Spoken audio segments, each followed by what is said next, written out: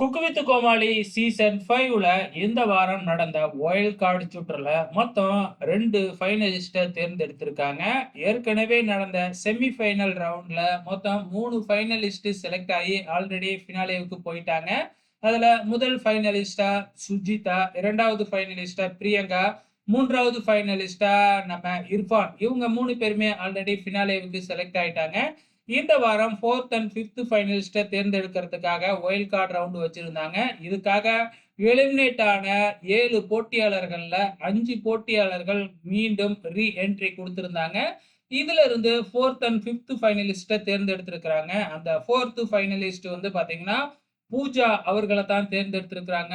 5th ஃபைனலிஸ்டா ஜோயாவை தேர்ந்தெடுத்திருக்கிறாங்க. So இப்ப அடுத்த வாரம் ஞாயிற்றுக்கிழமை ஃபினாலே நடக்க போகுது.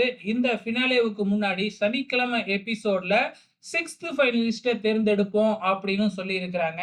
ஸோ மீதி அந்த 3 பேர்ல, அதாவது விடிவி கணேஷ், வசந்த் வசி, அக்ஷய் கமல், இந்த 3 பேர்ல இருந்து இன்னொரு ஃபைனலிஸ்டையும் அடுத்த வாரம் தேர்ந்தெடுக்க போறாங்க சனிக்கிழமை எபிசோட்ல. உங்களோட கமெண்ட்ஸை மறக்காம இந்த வீடியோ கீழே கமெண்ட் பண்ணுங்க.